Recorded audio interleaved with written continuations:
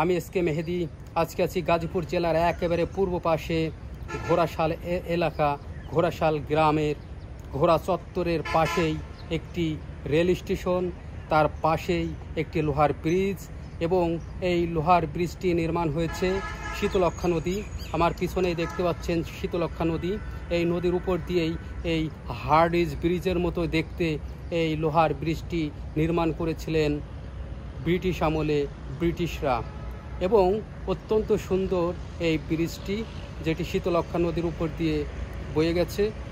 এই যে দেখুন, ব্রিজটি অত্যন্ত সুন্দর এবং অত্যন্ত মজবুত, সুন্দর একটি কম্বিনেশন শীতলক্ষ্যা নদীর সৌন্দর্য এবং ব্রিজের সৌন্দর্য। সাইডেই দেখতে পাচ্ছেন একটি রহস্যময় স্টেশন।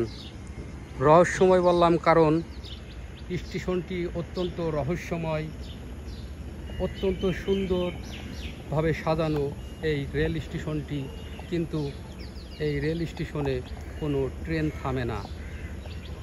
এখানকার স্থানীয় লোকদেরকে জিজ্ঞাসা করা হলে তারা যে উত্তর দেয় তাতে আপনার শরীরের পশম হারিয়ে যাবে। এই রেল স্টেশনটি প্রায় 300 বছর আগে ব্রিটিশ আমলে ব্রিটিশদের দ্বারা নির্মিত হয়। এই রেল স্টেশনটি রহস্যময় এ কারণেই যে এখানে কোনো ট্রেন থামে না। সুন্দরভাবে সজ্জিত করা হলেও কোনো ট্রেন আজ পর্যন্ত এখানে থামে না।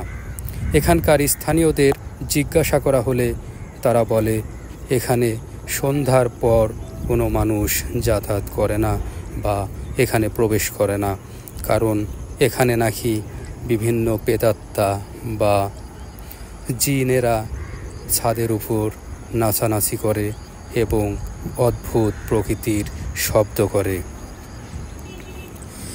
এখানে ওঠানামা করার জন্য সুন্দর রাস্তা করা হয়েছে, আর এই রাস্তার শেষের ভাগই হলো সেই ঘোড়াশাল চত্বর বা ঘোড়া চত্বর।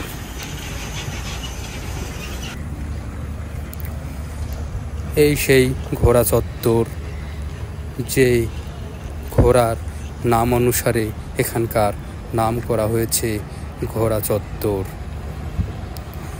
এখানে দেখুন লেখা আছে প্রায় 350 বছর আগে কি কারণে এই জায়গার নাম ঘোড়াশাল করা হয়েছে।